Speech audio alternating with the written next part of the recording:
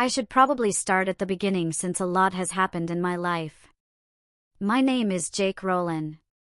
My parents, Alec and Joan Rowland, were well known, especially my mom. She was a top model and traveled the world with my dad. I was too young to travel with them, so I stayed with my two aunts, Aunt Gladys and Aunt Kimmy. One of them had never been married, and the other had been married for only 4 months before getting divorced. I never knew why, but they were happy living together in a large house with its own grounds. They used to say men needed too much care and were too bothersome. Even though I was just a boy, they loved me deeply. They couldn't understand why my parents had me only to leave me behind so often, but they always made sure I knew I was special to them. "You are so special to us, Jakey. I wish you were ours," they would say. Sometimes, I wished it too. Then tragedy struck.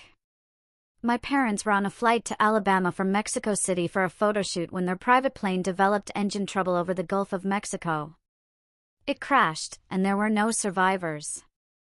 I often wondered if my wish had come true, and sometimes I'd cry, but more often, I would push those thoughts aside. I was 11 at the time, and though I was sad, I was closer to my aunts than my parents, so the loss was easier to bear than it might have been. But a major problem arose. Since neither of my aunts was a blood relative, I was placed in the local orphanage. It was a horrible experience. I was small for my age and was bullied by both the boys and the girls. I never really fit in anywhere, and after a year and a half, my aunts finally managed to adopt me. The process was complicated: paperwork, inspections, background checks, but they wrote to me every week, and I tried to reply when I could, though I often avoided writing because I didn't want to tell them how much I hated it there. When the adoption finally went through, it felt like a dream come true. Returning to the house I'd known so well was amazing, but things had changed. I was older now, 12 and a half, almost 13, and my aunts took me to their home the next day. They didn't say much to me in the car. They were clearly happy to have me, but I noticed them looking at me more intently than usual. I was so excited and asked a lot of questions, but they would just respond with, "Be quiet, sit still, and sit up straight." I began to wonder if things had changed more than I realized. As we drove through the old iron gates and up the long driveway to the house, I realized this was now going to be my permanent home. When we arrived, a young maid opened the door and greeted us with, "Welcome home, ma'am, and welcome home, sir." Aunt Kimmy introduced her. "This is Rose, our maid. You can call her Miss Rose." I replied, "Thank you, Miss Rose," and she smiled.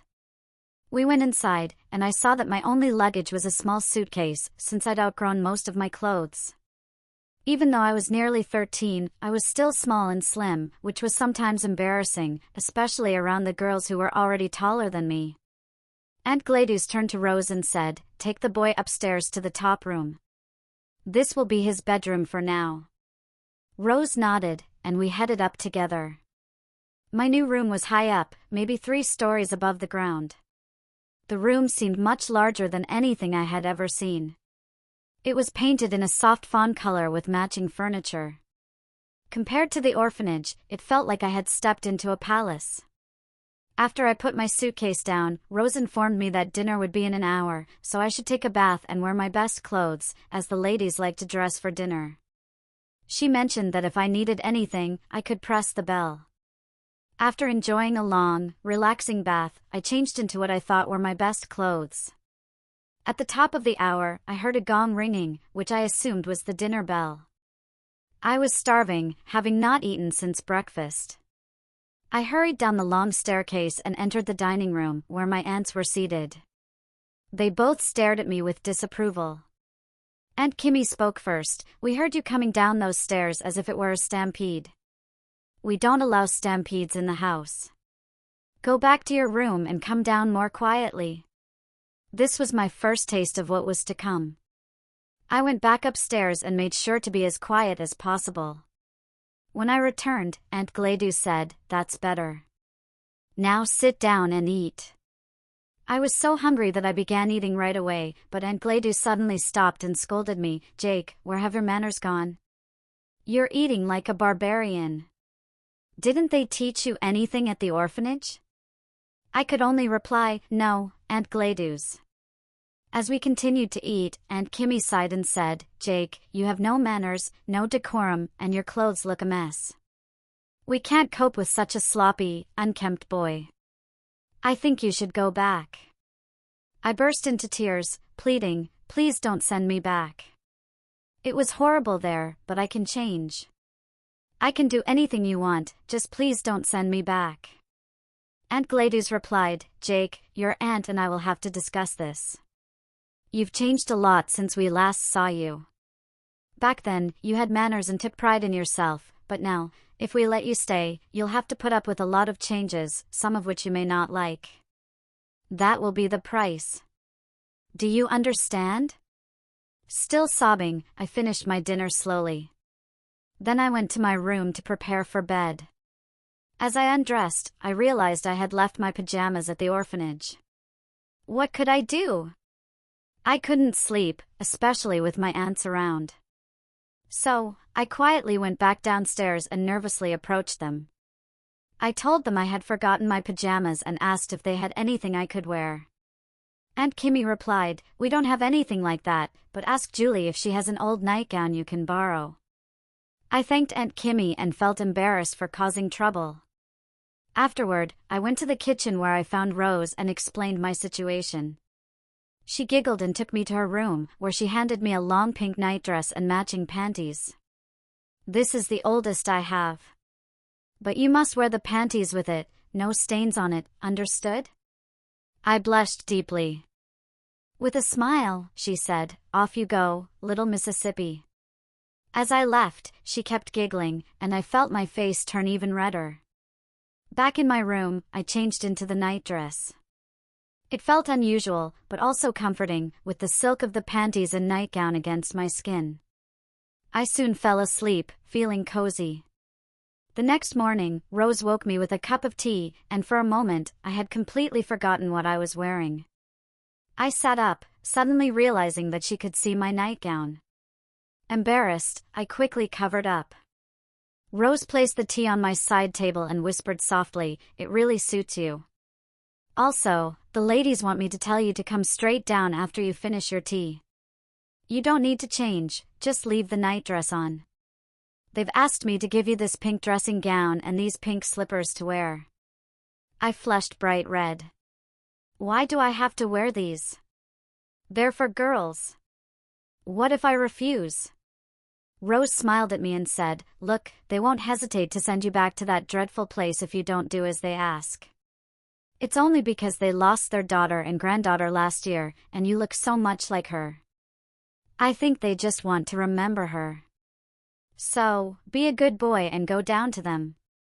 I had no idea one of them had a daughter, let alone a granddaughter. This tragedy must have happened while I was at the orphanage. Feeling a little sympathy for them, I did as I was told and quietly went downstairs. I was very aware of what I was wearing as I approached the dining room. When I entered, both my aunts looked up, smiled, and exchanged glances. "I knew we chose wisely," Aunt Gladys said. "Come sit down and have breakfast, dear. I didn't hear any elephants this morning, so you're learning to change your ways, aren't you?" "Yes, Auntie," I replied, feeling my face redden further. After breakfast, Aunt Gladys said, "We want to have a nice talk with you. Don't worry, it's nothing bad. Finish your breakfast first." I made sure not to rush my food, remembering how I used to gulp it down at the orphanage. Instead, I took small bites, chewing carefully. This seemed to please them both. When we finished, Rose cleared the table, and we all moved to the lounge. I was still in my nightgown, dressing gown, and slippers. My aunts sat in chairs at the desk, and I stood before them, feeling like I was about to face a judgment. They both looked very serious. Aunt Gladys spoke first. "Jake, we've known you for almost your entire life, except for that horrible year at the orphanage. When we last saw you, you were a sweet, well-mannered boy who took pride in his appearance. But when we saw you again, you were growing into a rude, unpleasant boy." I looked at them, sadness filling my eyes. I knew deep down that they were right. I had changed, but not for the better. I started to apologize, but Rose gestured for me to stay quiet and listen. Aunt Gladys continued, but we believe you can become the person we always hoped you would be. As you may or may not know, we had a daughter and granddaughter whom we loved dearly. They were our heirs to this place and everything we own, but both of them passed away suddenly in a car accident, just as we were finalizing the adoption process for you. You look so much like our daughter when she was your age, it's uncanny, as Rose here will agree. Rose nodded in agreement. Now, Aunt Gladys went on, we've had a long discussion about what I'm going to say next, so please, don't interrupt until I've finished. I nodded. Thank you. As I was saying, both of us are in our final years. I don't mean tomorrow, but in the next few years. I felt a deep sadness when they spoke of this, as I always thought they would live forever, as we all do when we're young. Aunt Kimmy continued, we have a question for you. Please don't answer right away, sleep on it first. Will you? Of course, Auntie, I said. All right then, she said. For the next few months, we would like you to become our daughter. Tammy, you're here alone, and so are we. We'd like to ask if you would stay with us full-time, day and night. We still have all our daughter's clothes, and we'd like you to wear them, just to help bring back some happy memories for us. This would only be for the next 2 months. After that, if you want to go back to being Jake, that's fine. Or, if you want to stay as Tammy, that's perfectly fine too. We'd like you to act, dress, and behave like a young lady. You will have lessons in etiquette, dance, manners, everything a girl should know. I realize this is a strange request, but if you say no, nothing more will be said about it. You'll still inherit the house and a large sum of money. We just miss our daughter and granddaughter so much. For now, spend your day doing whatever you want. Explore the house, take your time. I'll ask for your answer in the morning. Is that all right with you, Jake? I was stunned by their proposal.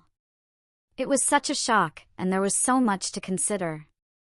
I replied, I'll really think about what you've said, and I promise I'll let you know in the morning. I went out into the grounds and began walking, not sure where I was headed, but needing to keep moving. I walked for about an hour and a half before I found a bench in the middle of nowhere. I sat down, thinking about my aunties losing their daughter and granddaughter, and what they were asking me to do. I even thought about the money, but honestly, I could live without it. They had always been good to me, especially when my parents weren't around. They had adopted me. Was it so much to ask? I knew it might be years before they passed away, but was it so bad to help them in their time of need? I would have everything I wanted, but as a girl, not a boy. Then, I noticed a plaque on the bench. It read, we dedicate this bench to our darling daughter, who, if she ever had a problem, would come here to solve it. I felt very humbled. I realized that, unknowingly, I had done the same thing. I had made my decision. The next morning, I came down to breakfast wearing my pink nightgown, pink dressing gown, and pink fluffy slippers. As I entered the breakfast room, both of my aunts stopped what they were doing and stared at me. I could see the apprehension and worry on their faces. Aunt Kimmy was the first to speak, hesitantly, did you have a good night? I smiled at them both and replied, yes, it was the best night I've had in ages. Have you made a decision? She asked. I smiled again and said, I'd love to be your daughter for the next 2 months. I have so much to thank you for, and I don't think I could repay you any other way. Both of my aunts rushed to me, tears in their eyes, and hugged me so tightly that I thought I might pass out. Aunt Kimmy then asked, would you like to start now? I replied, well, I'm already in my nightgown and dressing gown, so I must have already started. The new day began. Aunt Kimmy called Rose in and told her that, from now on, I was to be called Tammy. Rose jumped up and down, clapping her hands, clearly happy about my decision. If Miss Tammy would like, Rose said, I'll run a bath for you and get some clothes ready. I smiled and replied, that would be lovely, Rose, thank you. First, I had my bath, which Rose had filled with perfumed lotion to make my skin softer and smell nice. After I had been in the bath for a while, Rose came back in, holding a can of shaving foam. At least, I thought that's what it was. She said, "Now stand up while I spray this on you. This is hair removal spray. You'll need to do this every week. After I spray it, you'll need to wait for 10 minutes, then wash it off thoroughly. I'll come back then. Is that clear, Miss Tammy?" I nodded, and Rose passed me a warm, fluffy white towel. It felt so soft and comforting that I didn't want to let it go. After I dried myself, Rose got some lotions from the cabinet and gently rubbed them onto my skin. "This will help prevent any irritation from the hair removal cream," she explained. I was still unclothed, but she didn't seem fazed. I turned bright red. Next, she handed me a pair of tight, rubber panties and instructed me to put them on. "These will help hide any extra bits," she said. I was embarrassed at first, but she assured me, "Once you have them on, you'll look like a young girl, though a bit underdeveloped." She was right. As I tucked everything away and pulled them up, I noticed that everything was smooth, giving me the appearance of a girl, though there was a seam that created a feminine silhouette. Then I noticed a small slit in the back and asked Rose what it was for. She chuckled and explained, "Well, if you need to use the restroom, you can't keep pulling everything down every time. This slit will allow you to sit down like any girl would when using the bathroom." Rose then handed me a larger, frilly pair of panties and told me to wear them as well. "These will look more like normal panties," she said, and I felt relieved to finally be covered. We moved into my new bedroom, where Rose had laid out an outfit for me. On the bed was a camisole, a black lace-up corset with built-in cups and suspenders, a white silk petticoat, stockings, and a blue long dress with a button back. There was also a pair of small-heeled shoes. "It's a bit old-fashioned," Rose said, "but it will help you feel and act more feminine." I looked at the clothes with a shy smile and asked, "Could you help me dress? I'm not sure where everything goes." Rose giggled and reassured me, "You'll get used to it, and you'll look darling in it." First, I slipped on the camisole. Rose then wrapped the corset around me. "You'll get used to wearing this," she said. "It may feel tight at first, but you'll adjust. Every day, I'll tighten it a bit more until you have the waist shape the ladies want." She clipped the corset in place at the front and started pulling the laces tighter and tighter. I thought I was going to be crushed, but Rose just giggled and said, "I haven't even started pulling it tight yet. I can still cinch it another 2 inches. Finally, she finished tightening it, tying the laces off in a bow at the back. I felt like an iron bar was strapped to my back. I couldn't move or bend over easily. "Now, Miss Tammy, sit down and rest for a moment before we continue," Rose said. As I sat, I noticed that the flesh that had been pushed away from my waist had shifted, giving me a small but noticeable bust. After a few minutes, Rose urged me, "Come on now, Miss Tammy. We have a lot more to do." With a soft groan, I stood up as Rose began rolling up my stockings and sliding them up my legs. Once they were in place, she pulled down the suspenders, attaching them to the stocking tops. The tight corset, combined with the stockings and suspenders, gave the illusion of larger hips and chest. Everything was being pushed and shaped in ways that felt odd, but strangely pleasant. I stood up and walked across the room to the mirror, eager to see the transformation. As I moved, I could feel the stockings pulling against the suspenders and the gentle rubbing of the fabric as my legs brushed together with each step. It was unlike anything I had ever experienced before. When I reached the mirror, I almost collapsed. What I saw was unbelievable. It wasn't me anymore, it was a beautiful, shapely girl. And make no mistake, it was a girl I was looking at in the reflection. Rose smiled and asked, "Well, Miss Tammy, what do you think so far?" I ran my hands over my newly shaped body, feeling the curves I now had. "I absolutely love it," I whispered quietly. Next, Rose brought me a frilly petticoat, which she helped me put on. Then, she handed me a light blue, 3/4 length dress with a back button closure and a V-shaped neckline that showed a bit of cleavage. The corset gave the dress a fitted look at the top, making my chest more prominent, and then the dress flared out at the bottom. After I wriggled into it, Rose buttoned up the back, tightening the dress so it clung to my body, highlighting my curves even more. She put a pair of small, blue heels on me. The shoes were a slightly darker blue than the dress and had a 2-inch heel with straps around my ankles. After walking around in them, Rose suggested, "Miss Tammy, you should take smaller steps. It will make walking much easier." She was right. I felt much more stable. I thought we were done, but Rose then sat me in front of the mirror and began curling my hair with tongs. "You make such a pretty girl," she said. "I hope the ladies will approve of you." When she finished, my hair was long and curly, styled in soft ringlets at the sides. Rose then applied a bit of makeup, saying, "You have such lovely skin, Miss Tammy. You won't need much makeup." She put on a bit of foundation, setting powder, eyeshadow, eyeliner, and some lipstick. I sat there while she painted my nails to match my lipstick. Next, she added a pearl necklace and earrings, then a matching pearl bracelet.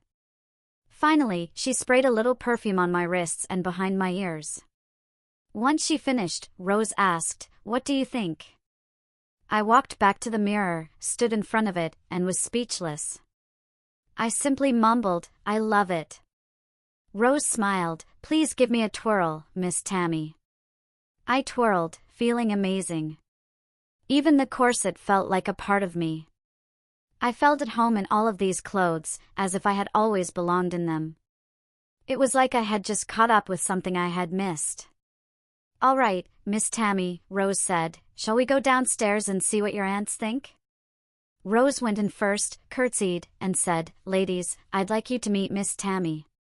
I entered, walking as daintily as I could, clasping my hands in front of me like a girl. My aunts looked at me, both smiling.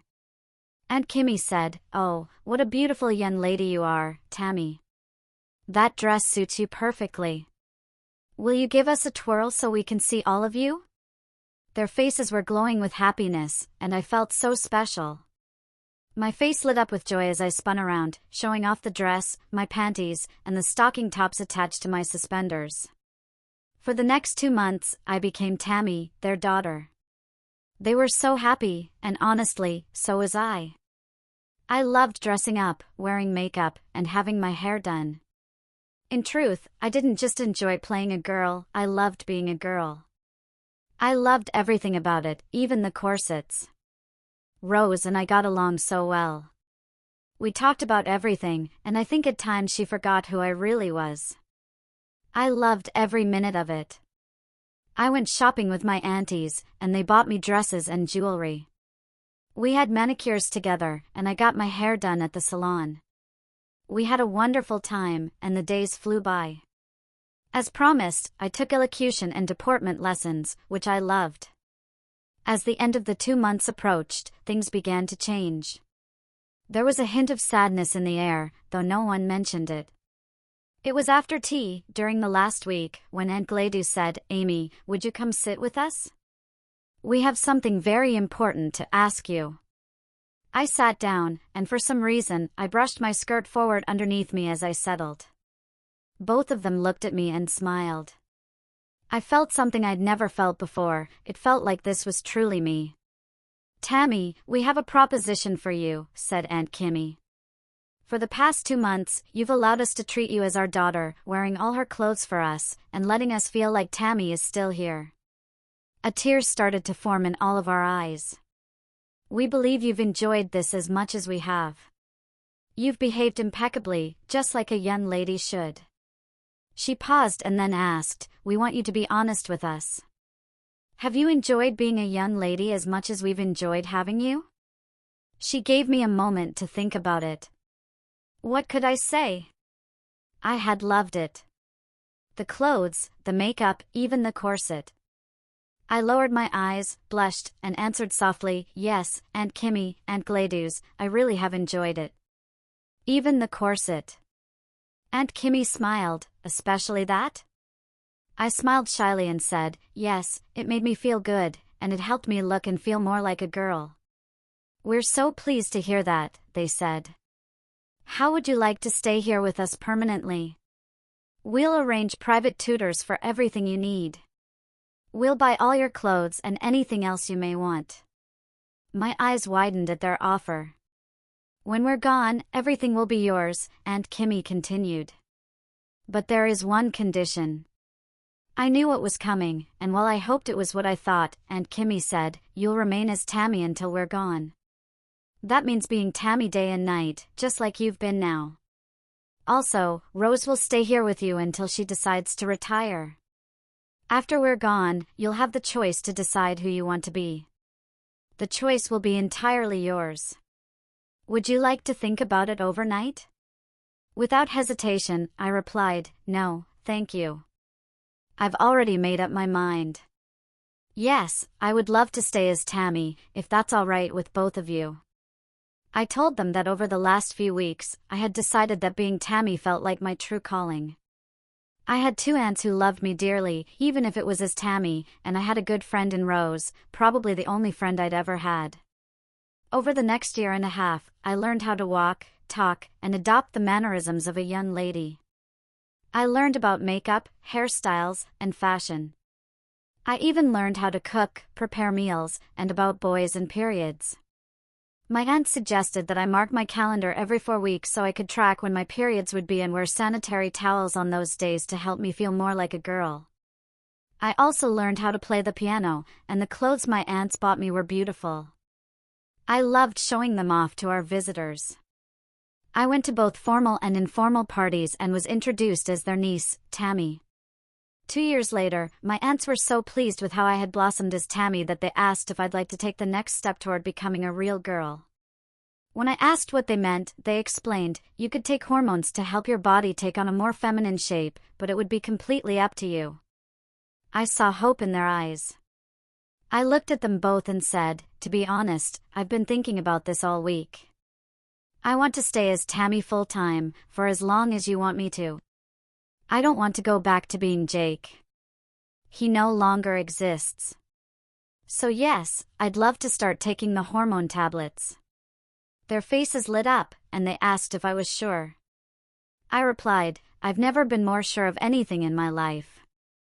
A huge sense of relief washed over me as they smiled with happiness. Within 6 months, my whole appearance began to change. My face became softer, the sharp points gradually rounded out, and my bust and hips grew. My entire appearance was beginning to resemble that of a typical female. I had fully accepted myself as a woman, inside and out. I got used to being called Tammy or Miss Tammy by visitors or anyone we encountered while out. I was enjoying every moment of the transformation. One evening during dinner, Aunt Kimmy casually said, "You know, Tammy, there's still one thing you could do to complete your transition into being a woman in every way. Then you could even fall in love with a man, maybe even have a family of your own, just like we did with you. But it's a big step, and once it's done, there's no going back." I knew exactly what she meant, and I had been expecting this moment for a long time. I looked at my aunts and said, "Aunt Kimmy, Aunt Gladys, I would be very happy to take that step. I want to be a woman, just like you both are, and we can spend the rest of our lives together as 3 proper girls." The surgery date was set, and I couldn't have been more excited. I was going to be a complete woman in every way. When I woke up after the procedure, the surgeon told me everything went as planned, actually, better than expected. I was overcome with joy and burst into tears. It took several months to fully heal, but when I looked at the results, I knew I had made the right decision. A year later, I had completely transformed, both in appearance and mindset. Jake no longer existed, just a distant memory in my mind, like a fading dream. I was thrilled with my new life. I had a lovely hourglass figure, nice chest, a small waist, and big hips. I was a woman in every sense of the word, and I even found myself noticing the boys and flirting a little. Several years later, as my aunts grew older, they called me into the lounge one day, concerned. "Tammy, we're really worried about you," they said. "You're an amazing, lovely girl, but there's one thing you're missing, a boy to look after you when we're gone." I laughed, saying, "Don't be silly, you've got years and years to go." "And then what?" Aunt Gladys asked. I realized I hadn't thought about that. I don't know, I admitted. I guess I'll just live here by myself. We all laughed as they gave me advice on how to handle a man and keep him happy in bed. One of them joked, "At least you don't have to worry about getting pregnant." It was a year later that both my aunts passed away, just a year apart. But I knew that, during all the time I spent with them as Tammy, they were proud and happy of their niece. They had even arranged for my legal name to be changed to theirs. Before they passed, I also had the chance to meet a young man who caught my eye. We had all changed in countless ways over the years, and we had no regrets, especially me. With love, Tammy XX. If you appreciated this story and wish to show your support, please consider leaving a like and subscribing to my channel.